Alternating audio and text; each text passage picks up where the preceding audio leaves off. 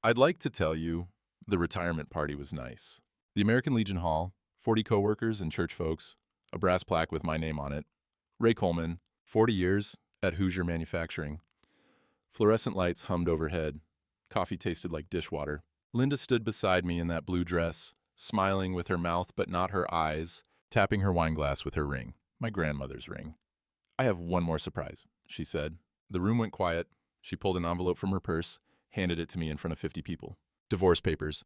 My son Derek started clapping, slow at first, then faster. Ashley joined in.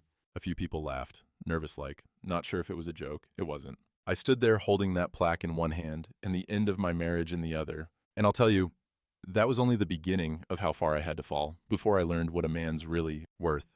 I don't remember walking to my truck.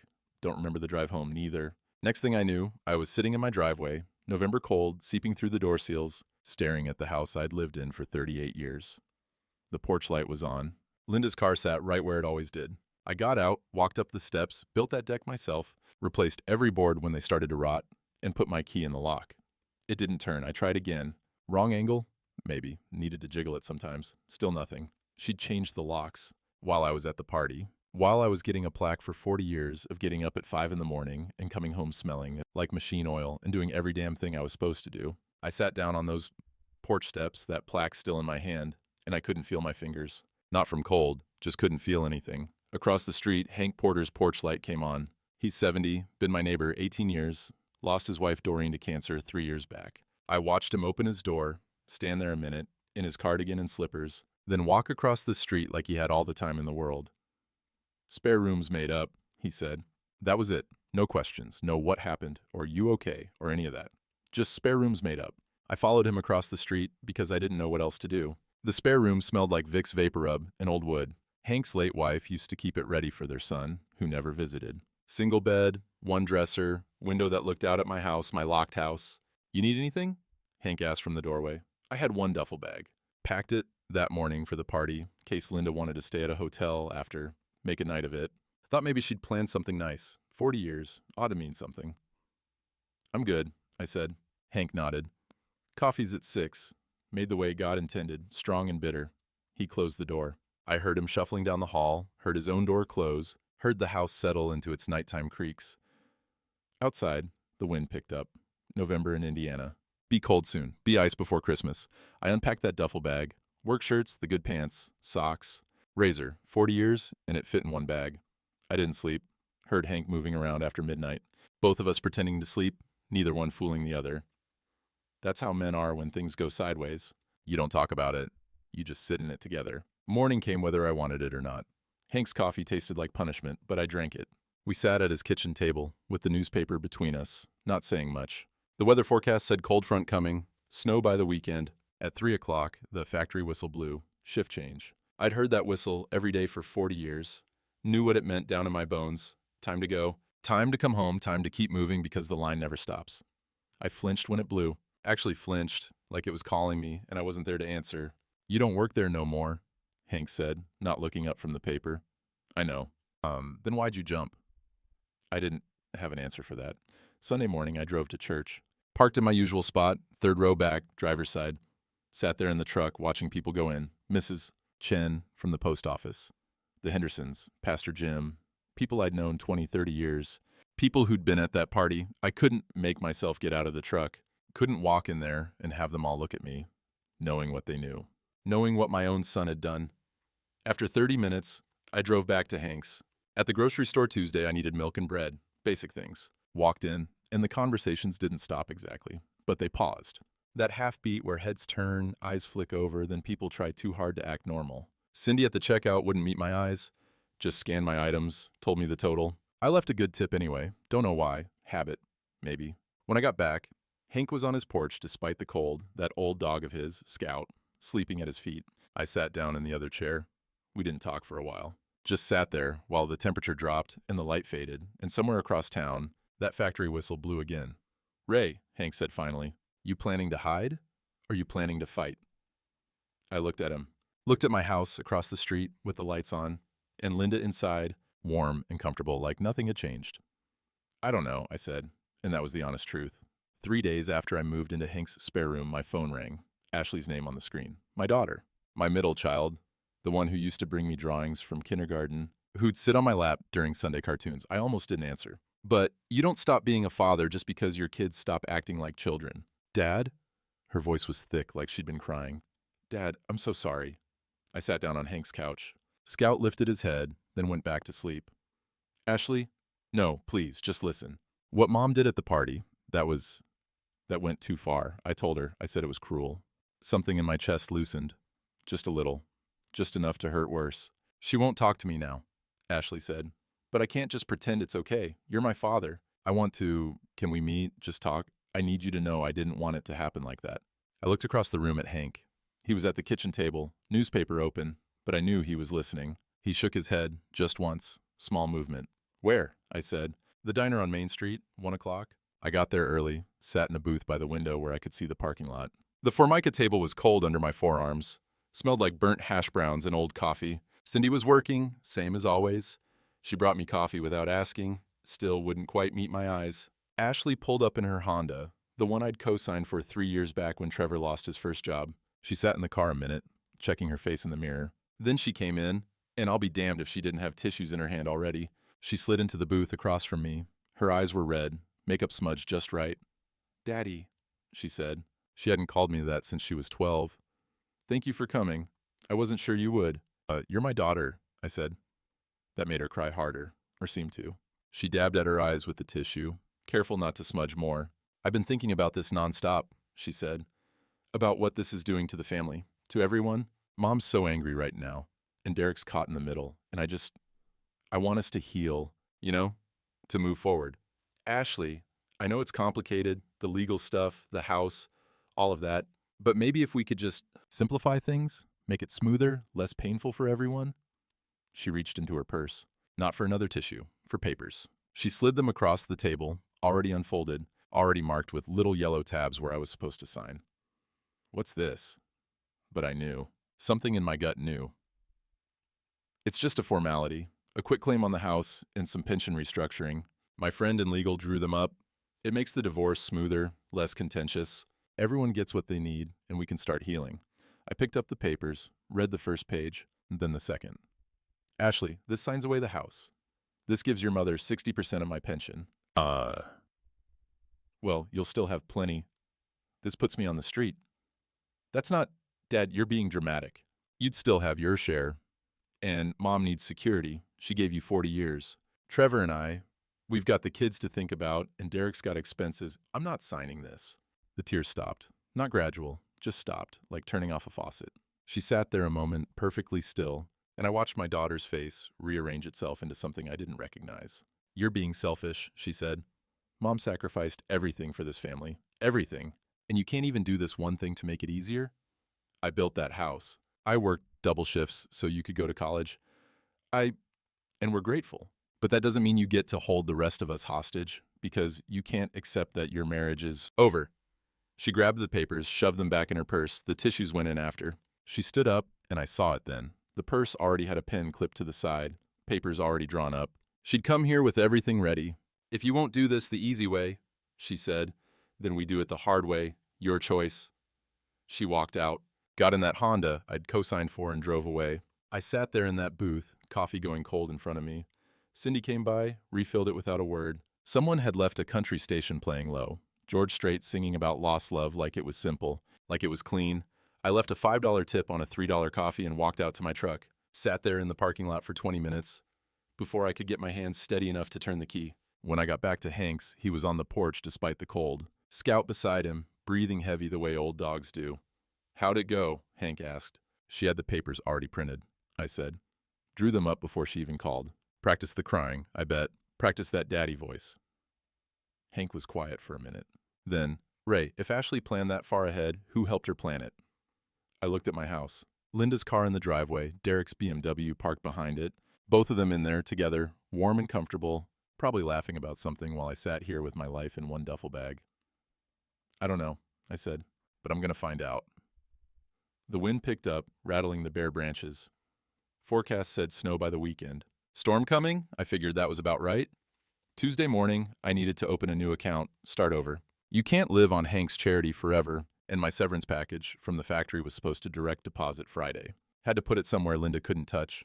The bank on 4th Street, same one we'd used for 30 years. I walked in, trying not to think about how many times Linda and I had come here together. Car loans, mortgage refinancing. The account we opened when Ashley was born. Margaret Torres was at the counter. Known her maybe 15 years since her boy Miguel got hurt in that car accident, left him with a limp. Nobody wanted to hire him after. I got him a spot on my line at the factory. He worked there 8 years before moving to Nashville to play music. When Margaret saw me, her face changed. Not pity exactly, something else.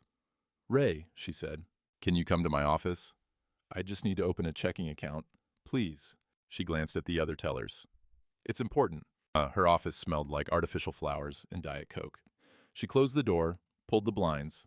That's when I knew something was wrong. Margaret's professional. She doesn't close blinds for routine banking. "I could get fired for this," she said. She slid a folder across her desk, hands shaking slightly. "But I can't watch you get robbed blind and not say something. You helped Miguel when nobody else would." And I opened the folder, bank statements. Our joint savings account, the one Linda always handled because she was better with money. I looked at the numbers, and at first they didn't make sense. My brain couldn't process what I was seeing. 6 months of withdrawals, all to a new account, an account with only Linda's name on it, $47,000. "Ray, those signatures authorizing the transfers?" Margaret pulled out photocopies, laid them next to each other. "That's not your handwriting. I've seen you sign documents for 20 years. This isn't even close." She was right. The signatures were too neat, too practiced. I signed my name fast, sloppy, always have. These looked like someone had traced my signature, tried to copy it perfect. "There's more," Margaret said. Her voice was quiet, careful, like she was telling someone their dog died. She showed me beneficiary change forms for my life insurance, dated 2 weeks before the retirement party. Showed me pension redirect requests that had been filed with the factory, attempts to change where my monthly payments would go after I retired. The pension ones didn't go through, she said.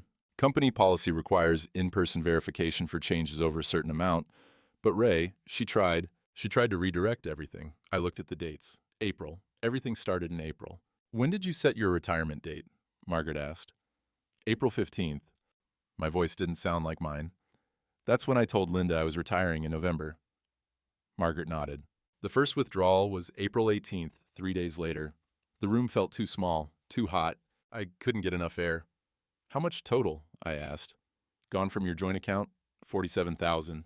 If she'd succeeded with the pension and insurance? Margaret paused.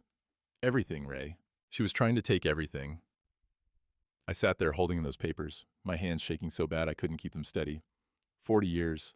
40 years of getting up before dawn, of overtime shifts when the kids needed braces, of every penny saved and every promise kept. She'd started stealing it the moment she knew I was retiring, the moment I stopped being useful. "What do I do?" I asked. "Get a lawyer," Margaret said. "This is fraud. Forgery. This isn't divorce, Ray. This is theft."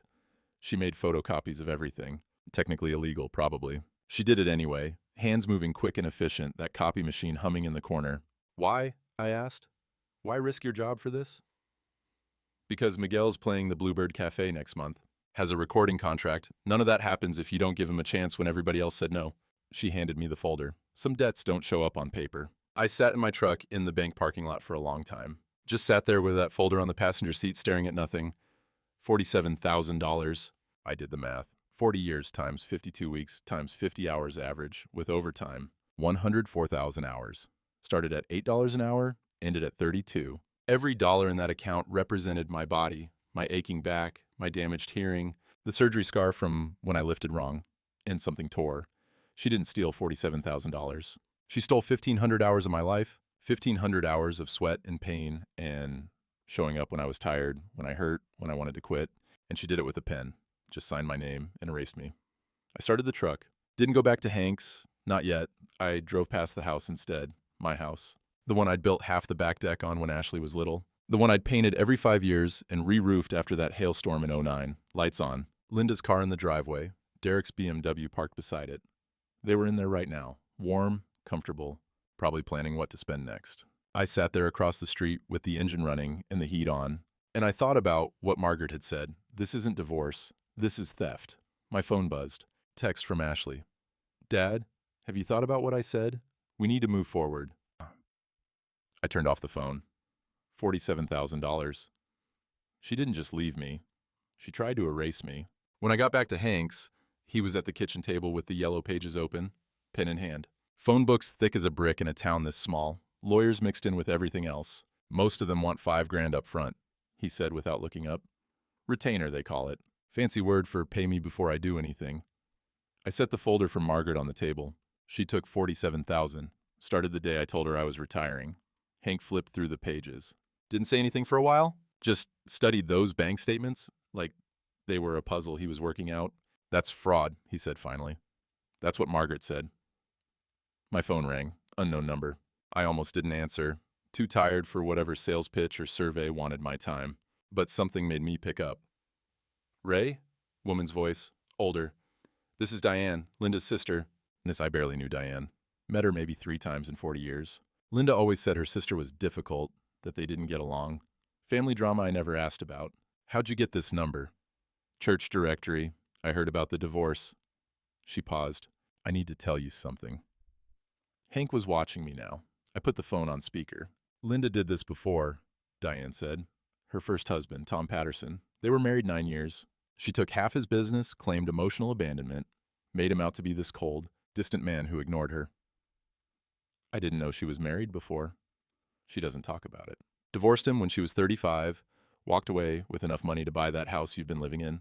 I tried to warn you when you two got engaged. Linda cut me out of her life for 5 years after that. Said I was jealous, said I was trying to ruin her happiness. My hands were shaking. I set the phone on the table. You're the second one, Ray, Diane said.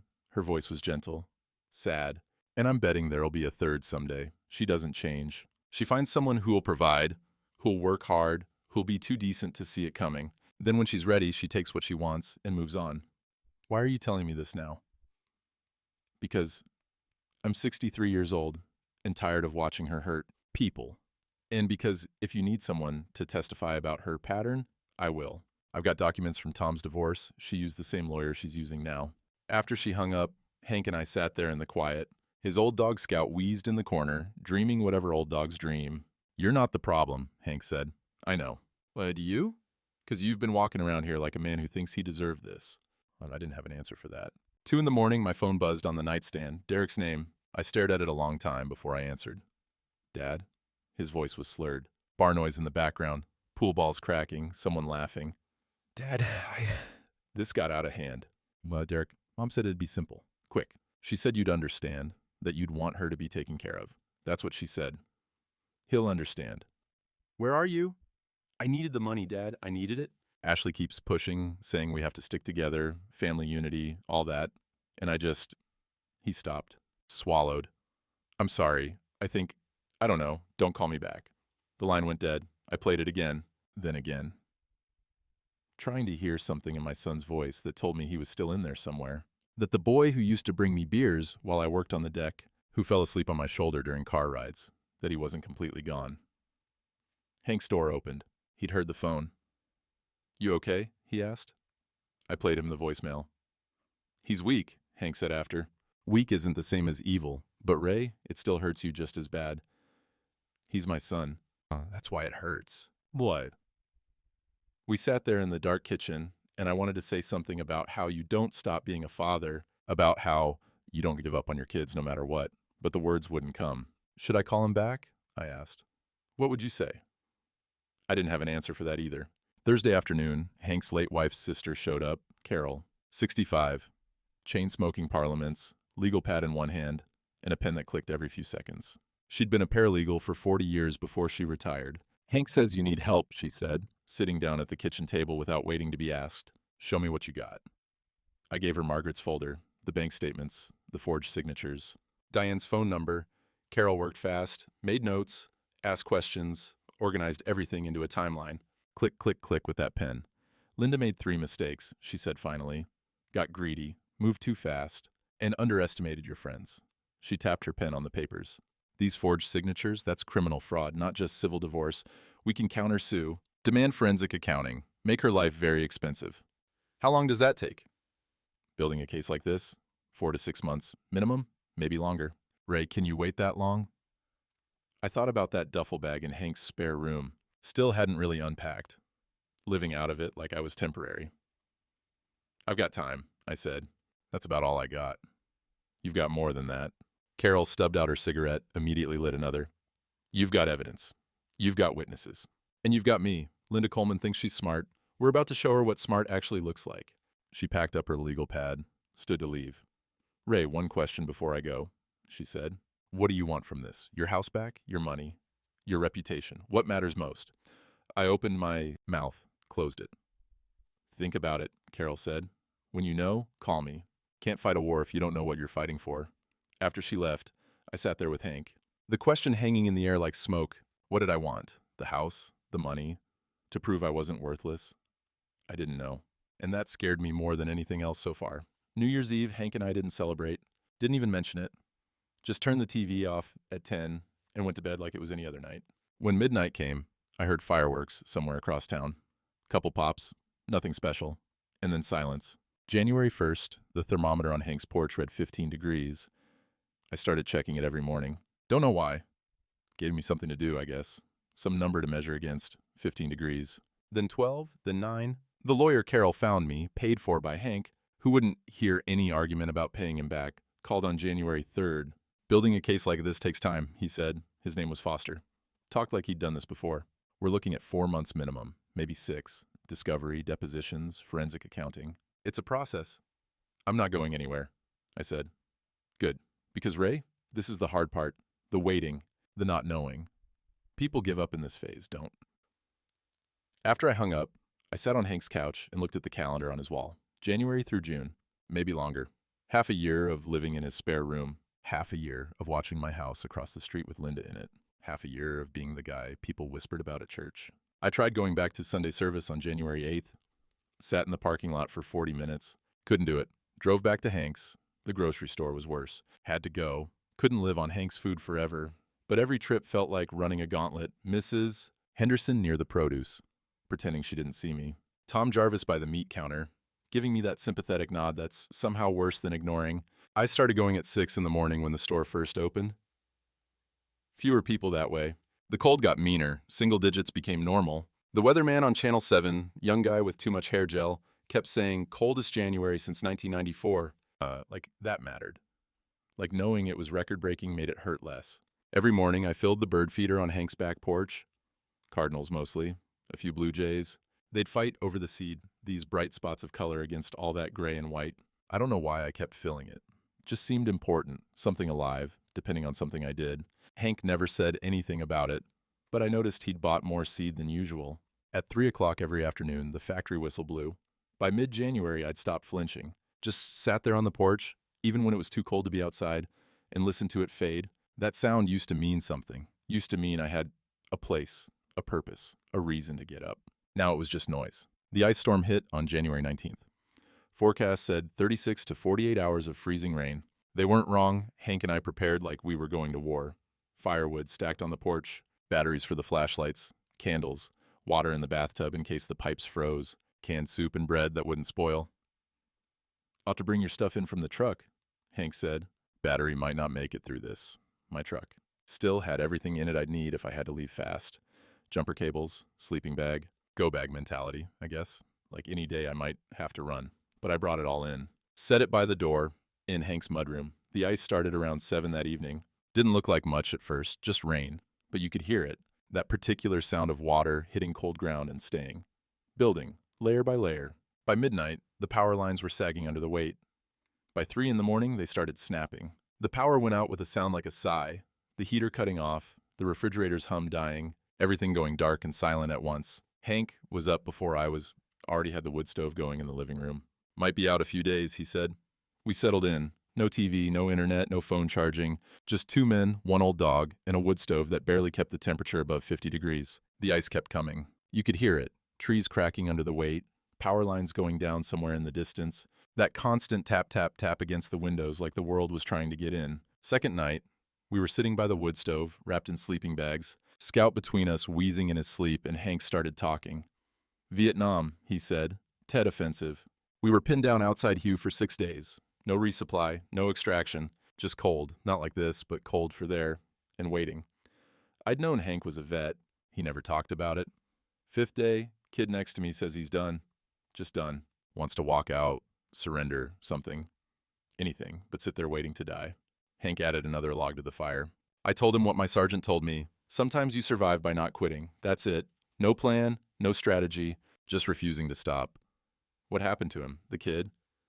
Walked out on day 6. Got shot before he made it 10 yards. Hank was quiet for a while. Sometimes not quitting's all you got. Sometimes it ain't enough, but it's all you got. I pulled the sleeping bag tighter. What if I don't have not quitting left? Hank didn't answer, just added wood to the fire and let the question sit. The power came back on the 3rd day.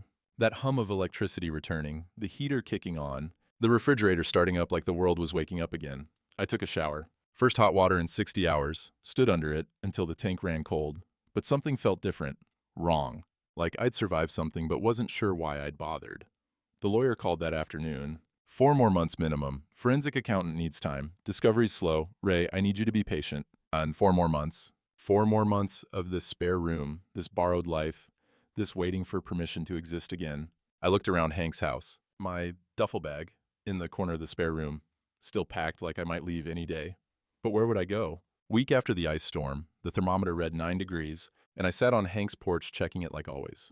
Factory whistle blew at 3. I barely registered it anymore. I thought about Linda in my house. Warm, comfortable.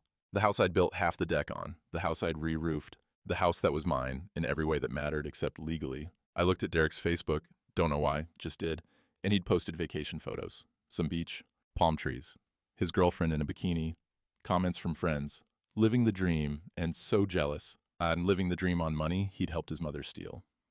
I sat there with my truck keys in my pocket. Could drive to the lawyer's office right now, sign whatever Ashley had wanted me to sign. Give them the house, the pension, all of it. End this. The keys were cold against my leg through the denim. Scout pushed the door open with his nose. Hank never latched it all the way, and limped onto the porch. Old dog, half blind, some kind of arthritis that made him walk crooked. But he came out anyway, sat down next to my boots. I scratched his ears. What are you doing out here, old man? It's cold. Scout just sat there, breathing hard, looking at nothing in particular. 14 years old, Hank had said. Most dogs that age were dead. Scout just kept showing up. I kept the keys in my pocket.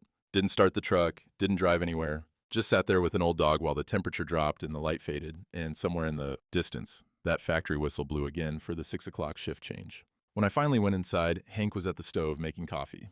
Still that terrible burn taste. Still better than nothing. You staying? He asked. Didn't turn around, just asked.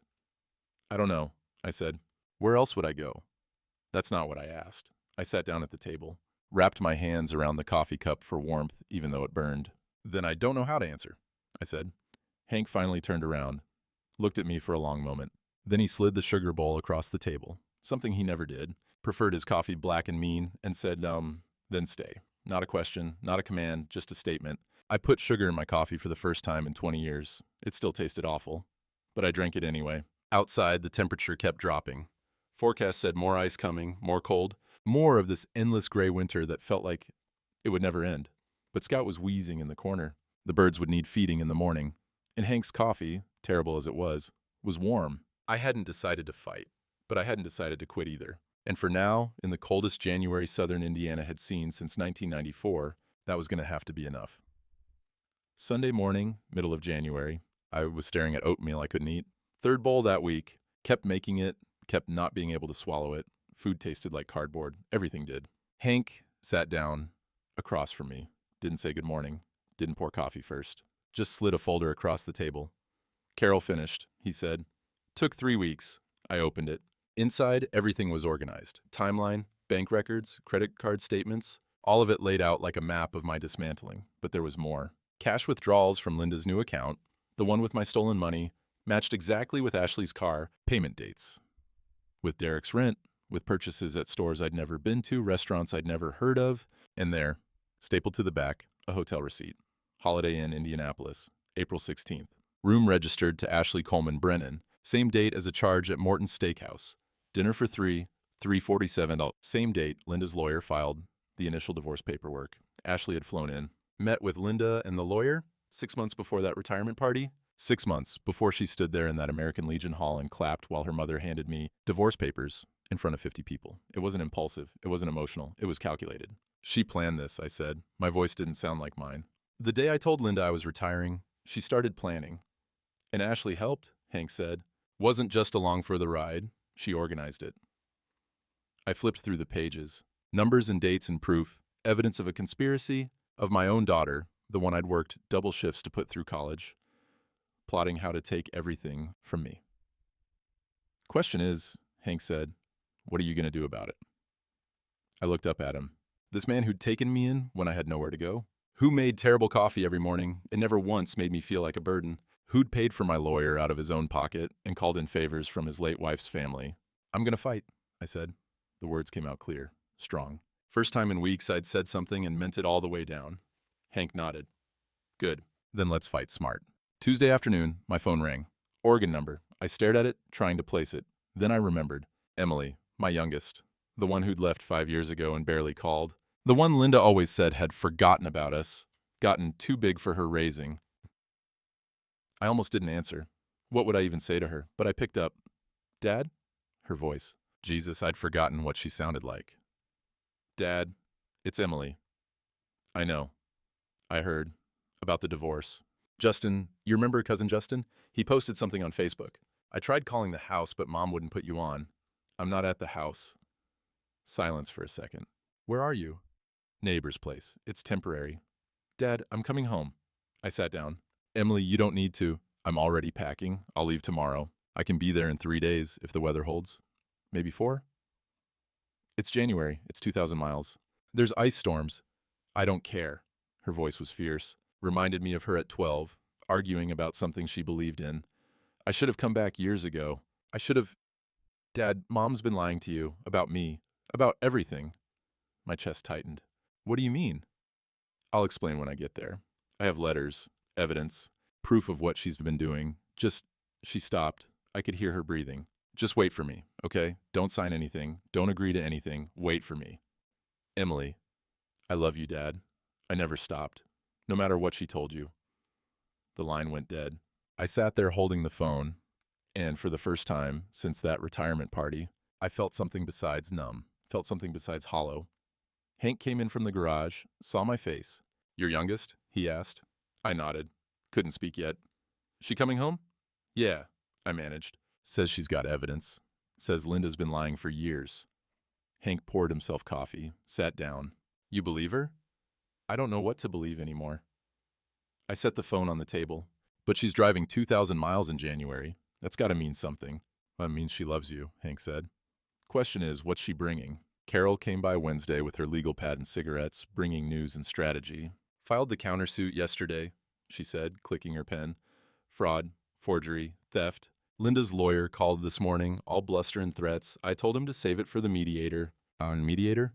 Court-ordered mediation before trial. Standard in divorce cases. Gets scheduled in about 3 weeks, February 14th. Valentine's Day, I said. Carol's mouth twitched. Ironic, right? Love's holiday for people who don't love each other anymore. She shuffled papers. Here's the strategy. We present evidence chronologically. Show the planning, the theft, the forgery.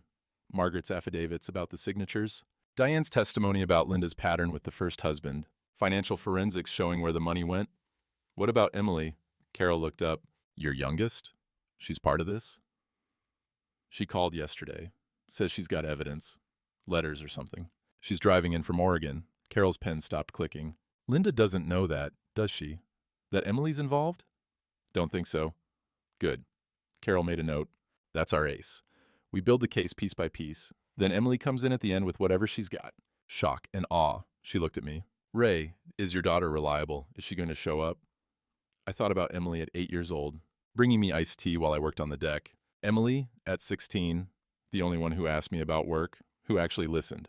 Emily at 23, telling Linda she was moving to Oregon for a job, and Linda's face going cold in a way I didn't understand at the time. She'll show up, I said. The next days dragged and flew at the same time. Carolyn Foster, my lawyer, working on the case, papers filed, motions submitted. Linda served with everything. Through Hank, I heard she'd panicked. Called Derek in the middle of the night. Called Ashley 3 times in one day. Good, Carol said when I told her. Panic makes people stupid. Let her sweat. Friday evening, my phone pinged. Text from Emily. A photo? Her Oregon license plate covered in road salt and snow. Caption. Nebraska's still coming. See you soon, Dad. I showed it to Hank. That girl drove 1,200 miles already, he said. In January, through ice. She always was stubborn. Wonder where she got that. I looked at the photo again, that beat-up Subaru. My daughter driving through storms and cold because I needed her. Because she loved me enough to drop everything and come home. Saturday afternoon, another text. Iowa. Road's bad, but I'm okay. Tomorrow, Dad. I'll be there tomorrow. I cleaned the spare room. Made the bed with fresh sheets. Moved my stuff to the couch. Emily could have the bed. I'd be fine on the couch. Hank helped without saying anything about it. You nervous? He asked while we were straightening up. Terrified, I admitted. What if she gets there and decides I'm not worth it? What if Linda's been telling the truth and Emily really did just forget about me, and she's only coming back now because she heard I might have money again? Hank stopped what he was doing, looked at me straight. Ray, that girl's been driving for 3 days through the worst winter we've had in 30 years. If she wanted your money, she'd wait till it was warm and fly. He went back to tucking the sheet. She's coming for you, not your money, you. Sunday morning, I watched out the window. Every car that passed, I thought might be her. At 11:15, a Subaru with Oregon plates came down the street. My daughter was home. The Subaru pulled into Hank's driveway at 11:17 on a Sunday morning. Late January sun doing nothing to warm the day. I was on the porch, had been since dawn, pretending I wasn't waiting. The driver's door opened, and Emily stepped out. 28 years old now. I'd missed 5 of them. She looked tired, 3 days of driving tired, with her hair pulled back and wearing a Carhartt jacket that looked like something I would have worn 20 years ago. She looked up at the porch, saw me, and her face just crumpled. Dad, she said, and started crying right there in the driveway. I was down those steps before I knew I was moving. Pulled her into a hug, and she was shaking. Or I was shaking, both of us probably. I'm sorry, she kept saying. I'm so sorry. I should have come back sooner. I should have. You're here now, I said. That's what matters. We stood there in Hank's driveway, holding on to each other, while the cold wind cut through our jackets and a car drove past, and probably people were watching. And I didn't care. My daughter was home. Hank appeared in the doorway. Coffee's on. Come inside before you both freeze. The kitchen was warm, smelled like that burned coffee and something Hank was cooking on the stove. Scout limped over to investigate Emily, sniffed her boots, and decided she was acceptable. Laid down at her feet. I thought you hated dogs, I said. Emily used to be scared of them when she was little. I got over it. She scratched Scout's ears. Dad, we need to talk. There's things you don't know, things Mom... She stopped, looked at Hank. He knows everything, I said. He's been helping me. Him and his late wife's sister Carol, they're building the case. Emily nodded, reached into her bag and pulled out an envelope, worn at the edges. Addressed to me in handwriting I recognized, hers from years ago. The return address said Portland, Oregon, postmarked 5 years back. Did you get this letter? She asked. I took it, turned it over. No. I know. Her voice was quiet, careful. Mom intercepted it. I found proof in her email when I hacked her account last year. I needed to know why you stopped talking to me. Emily, I never stopped. Let me show you. She pulled out her phone, opened a folder, handed it to me. Read the letter first, then look at these. I opened the envelope. The paper inside was college-ruled, torn from a notebook, her handwriting from 5 years ago, neater than now, more careful. Dad, I can't stay here anymore. I can't watch what's happening and pretend it's okay. Mom's been changing. Or maybe she's always been like this and I just didn't see it until now. The way she talks about you when you're at work. The way she's turning Derek and Ashley into something mean. You're not the problem. You've never been the problem. You're the only one who still treats people like they matter. You're the only one who asks me how I'm doing and actually listens. I'm moving to Oregon. There's a social work position there, and I need distance from this family. But Dad, please call me. Please visit. Don't go through Mom to reach me. She'll twist it. She always does. I love you. I'm not leaving you. I'm leaving her. Emily, my hands were shaking so bad I could barely hold the paper. I read it 3 times, trying to understand. You wrote this 5 years ago? And mailed it to the house. Priority mail. You should have gotten it in 3 days. Emily's voice was breaking. I waited a week, then 2, then a month. You never responded. So I emailed you. She took her phone back, pulled up a folder, showed me emails, her messages to my address, long, heartfelt, asking if I got the letter, asking if I was okay, begging me to call her. And the responses, short, cold, you made your choice. Don't contact me again. I have nothing to say to you. You're not welcome here. I never wrote these, I said. Emily, I know that now. Tears were running down her face. But I didn't know then. I thought you hated me. Thought I'd abandoned you and you couldn't forgive me. How do you know I didn't write them? She pulled up another screen. Email logs. Account activity. Timestamps showing the emails were sent from the house in the middle of the day, when I would have been at work, when Linda was home alone. She had your passwords, Emily said. She wrote those emails, pretending to be you. She made sure we stayed apart. Made sure I couldn't warn you about what she was planning. Hank had been standing by the stove, quiet. Now he sat down at the table. That's psychological abuse, he said. Documented. With timestamps and IP addresses. There's more. Emily pulled out printed pages, screenshots, her deleted emails. She wrote to Derek and Ashley telling them I'd abandoned the family, that I was too good for my raising. She poisoned them against me so I couldn't interfere. I looked at my daughter, really looked at her. 5 years, I'd thought she'd forgotten me. 5 years, I thought I'd failed her somehow, drove her away with something I'd done or didn't do. And all that time, Linda had been building a wall between us, brick by brick, email by email. I thought you didn't love me anymore, Emily said. I thought you forgot about me. We sat there across Hank's kitchen table, and I finally understood the full scope of what Linda had done. She hadn't just stolen my money. She'd stolen my daughter, stolen 5 years we could have had. Birthdays and holidays and phone calls and visits, gone. All of it. Because she'd needed me isolated. Needed me without allies. Needed me to have nobody who'd see through her plans. How long? I asked. How long has she been planning this divorce? At least 5 years, Emily said. Maybe longer. I saw warning signs before I left. The way she talked about your retirement. The way she'd calculate money when she thought nobody was listening. I tried to tell you in that letter, and I never saw it. Because she made sure you didn't. Hank made us more coffee. We sat there while Emily told me about the last 5 years. Her job at the youth shelter in Portland. The roommate she'd had. The relationships that hadn't worked out. All the things a father should know about his daughter's life. All the things Linda had made sure I missed. Around 2 o'clock, Carol showed up. She took one look at Emily, at the papers spread across the table, and her eyes got sharp. You the daughter? She asked. Emily. They shook hands. Carol sat down, lit a parliament, and went through everything. Read the letter, examined the email logs, made notes on her legal pad with that clicking pen. This is gold, she said finally.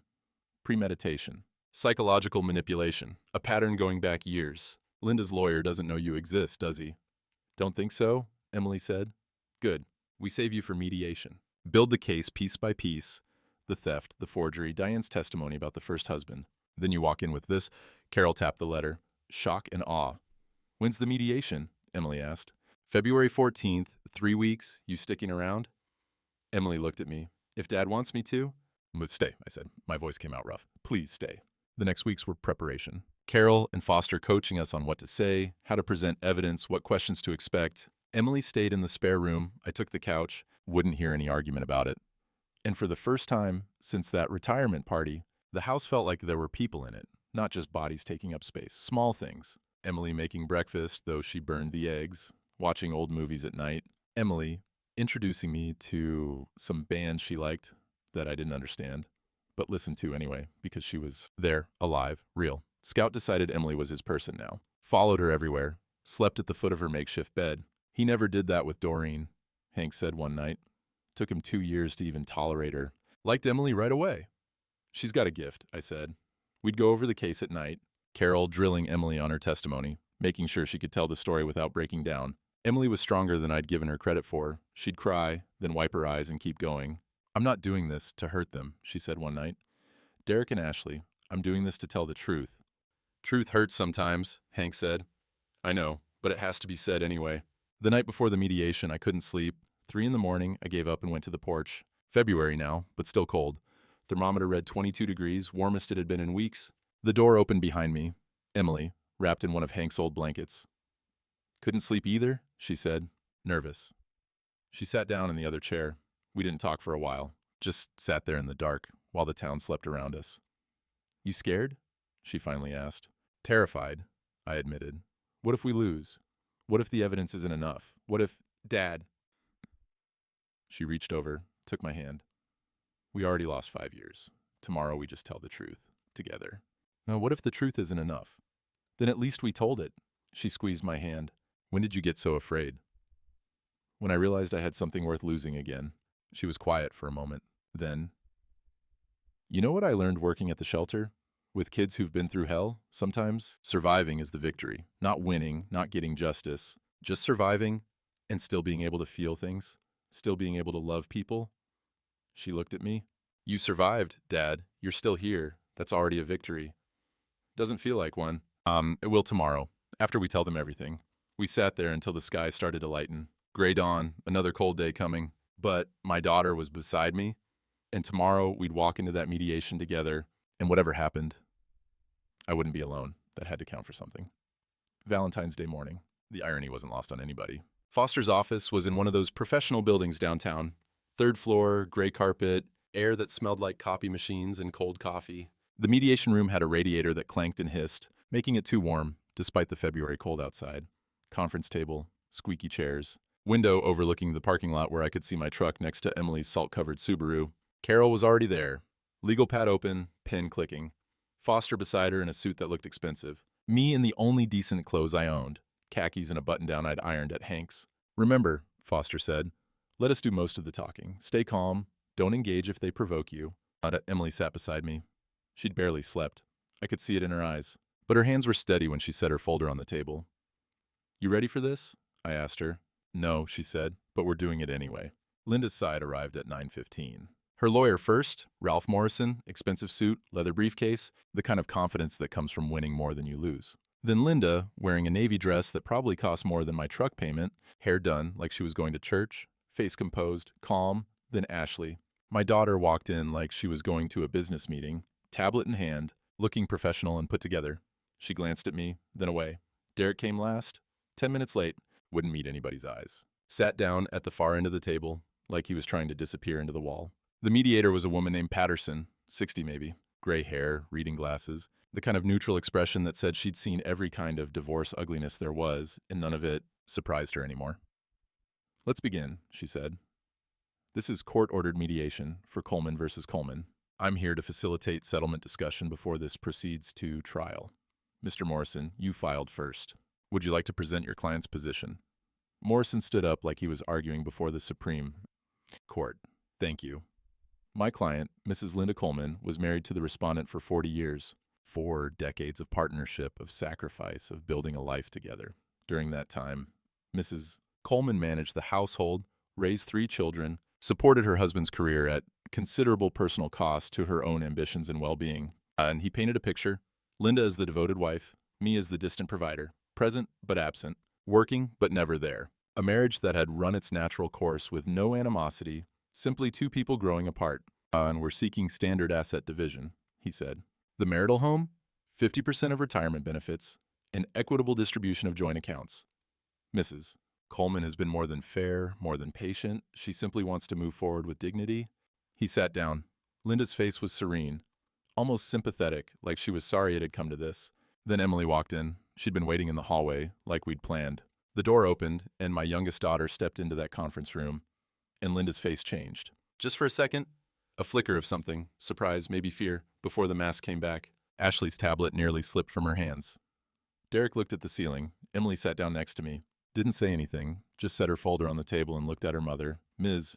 Patterson, Foster said, standing up, if I may present our counterposition with evidence. Foster was good, better than I'd expected. He laid it out chronologically, piece by piece, document by document. April 15th, the day I told Linda I was retiring, the day everything started.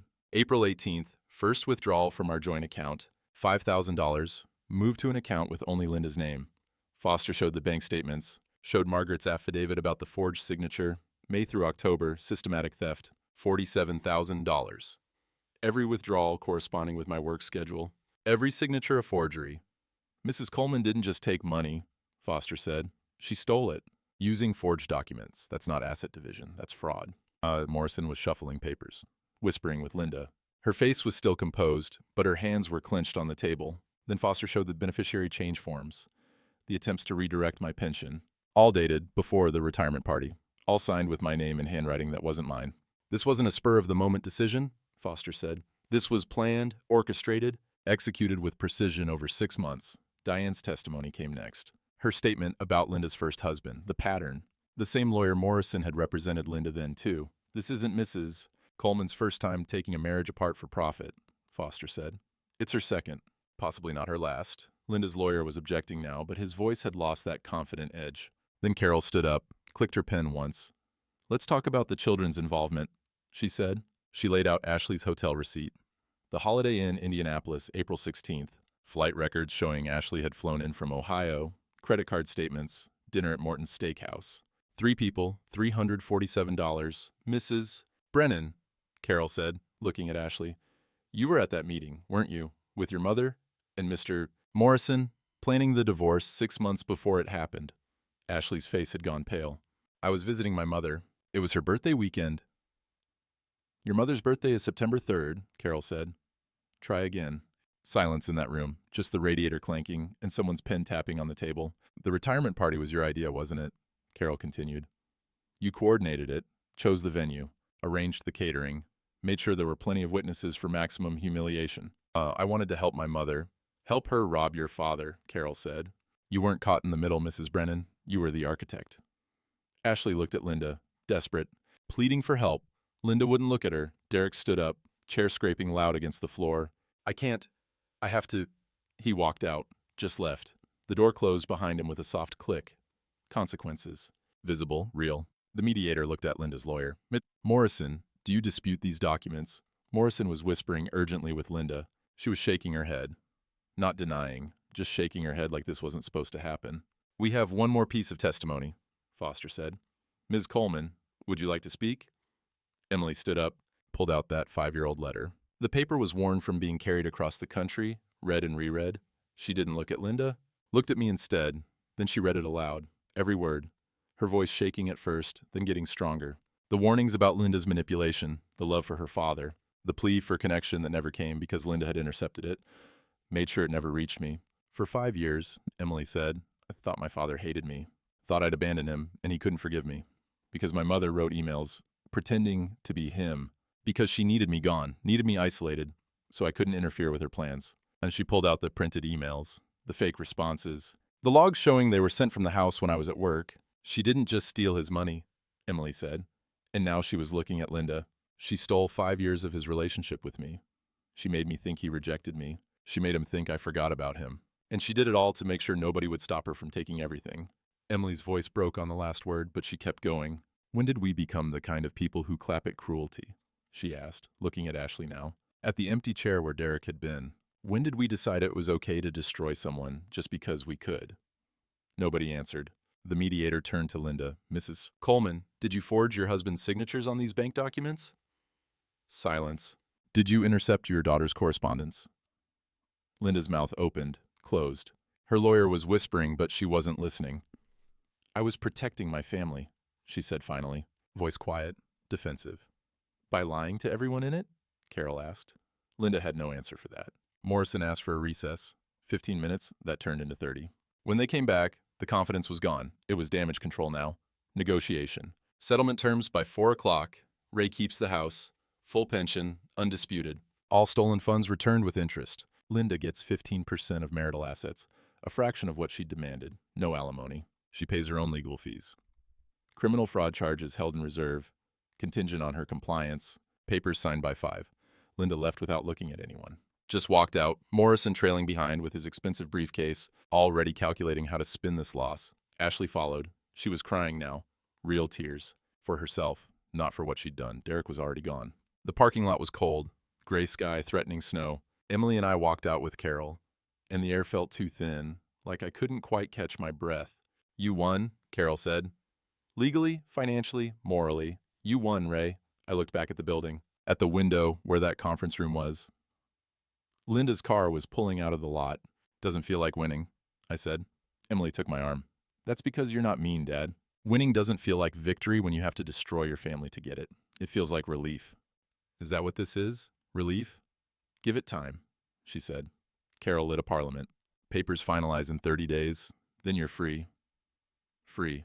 I've been married 40 years, raised 3 kids, built a life that was supposed to mean something, and now I was free. Emily leaned against me. Let's go home. Where's home? Hank's, she said. For now. Then we figure out the rest. We got in my truck. Emily rode with me. Carol took her own car and drove back through town, past the factory that didn't need me anymore. Past the church, where I still couldn't quite bring myself to go. Past all the familiar streets that felt different now, like I was seeing them through new eyes. At a stoplight, Emily said, "Dad, I'm proud of you." For what? For fighting, for not giving up, for believing me when I came home. The light turned green. I drove through it. "I didn't do anything special," I said. "Yes, you did. You survived. You're still here. Still able to feel things. Still able to love people who love you back." She looked out the window. "That's more than winning, Dad. That's everything." Maybe she was right. Maybe surviving was enough. Maybe that's all any of us could do. Keep showing up, keep breathing, keep trying even when everything felt broken. The factory whistle blew. 3 o'clock shift change. I heard it, acknowledged it, let it fade. Then I drove us home. Early March, I signed the final papers in Foster's office. House deed transferred back to my name. Pension restored. Bank accounts with my stolen money returned, plus interest for the time Linda had it. Foster slid the house keys across his desk. New locks. I'd paid for them myself. "Congratulations," he said. "You got everything you asked for."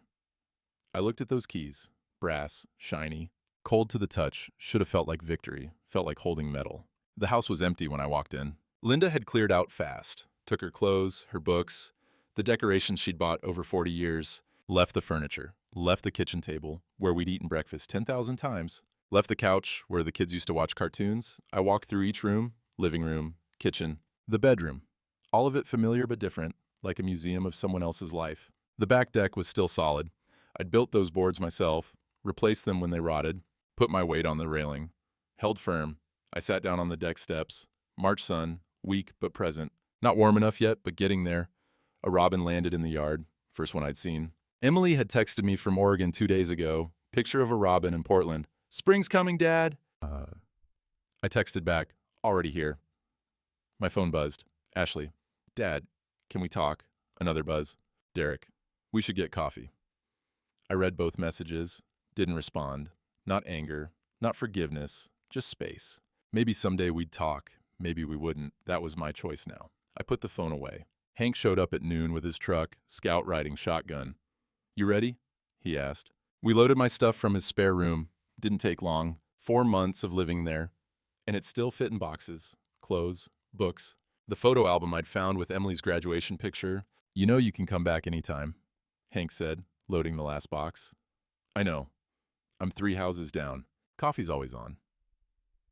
We stood there in his driveway, and I didn't know how to say what needed saying. How do you thank someone for saving your life without making it sound dramatic? "Hank, don't," he said. "You'd do the same." "I would," he nodded. That was enough. That's how men are. You don't say the big things out loud. You just know. Scout jumped down from the truck, limped over to me. I scratched his ears one last time. "You take care of him," I told Hank. "He's tougher than he looks, like somebody else I know." First night back in my own bed felt strange. Too quiet. No Hanks snoring through the wall. No Scout wheezing in the corner. Just silence that was mine. I lay there listening to the house settle. The furnace kicking on. The wind outside. Normal sounds. Home sounds. It took me 3 hours to fall asleep, but I did. Next morning, I made coffee. Started fixing things that needed fixing. Porch railing had been loose for years. Linda used to nag about it. I fixed it. Took an hour, but I got it tight and solid. Guest room needed painting. Emily was coming back in June. Said she wanted to spend the summer, work remote from here. She'd need a proper room. I bought paint at the hardware store, light blue. Started rolling it on that afternoon. Tuesday, I planted tomatoes in the backyard. Linda had hated gardening, said it was too much work. I planted 6 plants, staked them, watered them. Small act of making this place mine again. Every repair, every plant, every decision. Mine, not ours, mine. That should have felt lonely, mostly felt like breathing. Sunday morning, I went to church. First time since the divorce papers. Walked in, and heads turned. But different now. The story had gotten around. Small towns are like that. Ray Coleman fought back. Won. Did it with dignity. Pastor Jim shook my hand at the door. "Good to see you, Ray." "Good to be seen," what I said. I sat in my usual pew, 3rd row back, driver's side. Mrs. Chen smiled at me from across the aisle. The Hendersons nodded. People who'd been at that retirement party, people who'd seen me humiliated. They saw me now, too. Still standing, still here. That mattered more than I'd expected. Tuesday breakfast at the diner became routine again. Cindy brought me coffee without asking. "Usual?" she said. "Yeah, but make it strong." She grinned. "Stronger than Hank's?" "Nothing's stronger than Hank's." Small town banter. Normal, comfortable, like I'd never left.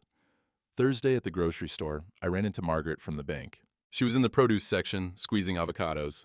"Ray," she said. Brief nod, knowing smile. "Miguel's playing Nashville next month. Bluebird Cafe. You interested?"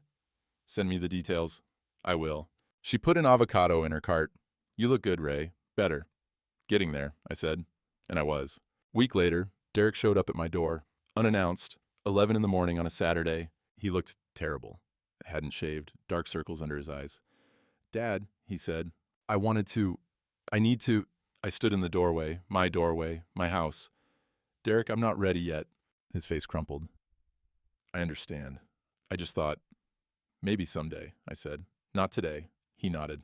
Turned to go, got halfway down the driveway and stopped. "I'm sorry," he said. Didn't turn around. Just set it to the air. I watched him drive away in that leased BMW. Closed the door, not slammed, just closed. Boundaries, not cruelty. Self-protection, that was growth maybe. Learning when to let people back in and when to keep them out. Friday afternoon, I was on the porch fixing that railing when I heard Hank's voice. "You busy?" I looked up. Hank and Scout at the bottom of my steps. "Nope." "Porch?" "Porch." We sat in the 2 chairs I'd dragged out from the garage. Needed new cushions, but they'd do. Hank had brought coffee in travel mugs. Still terrible. Still better than nothing. We didn't talk for a while. Just sat there while the temperature climbed and the world went on around us. "Ray," Hank said finally. "Yeah?" "You did good." I looked at him. "I survived." "That's what I said." "You did good." Maybe he was right. Maybe surviving was the victory. Not winning everything. Not getting revenge. Just still being here. Still able to sit on a porch with a friend and drink bad coffee and watch the world keep turning. The factory whistle blew. 3 o'clock shift change. I heard it, acknowledged it, felt nothing. Just a sound. Just time passing. "You miss it?" Hank asked. "The factory? No." I sipped the coffee. "The routine? Maybe. Knowing what I was doing." "You know what you're doing now?" I thought about that. About the house that was mine again. About Emily coming in June. About the tomatoes in the backyard. And the porch railing I just fixed. And the guest room I was painting. "Not really," I said. "But I'm doing it anyway." Hank smiled. "That's all most of us got." April came gentle. 58 degrees on the thermometer. The day Hank knocked on my door with pot roast and an invitation. Oh. Couldn't refuse. We ended up on my porch again. Seemed like we spent half our lives there now. 2 old men in rocking chairs with terrible coffee and nowhere to be. Scout lay at our feet, dreaming whatever old dogs dream. His paws twitched. Chasing something in his sleep, probably. Or running from it. "Fence between our yards is sagging," Hank said. Wasn't, really. But that's how men help. Make up work so it doesn't feel like charity.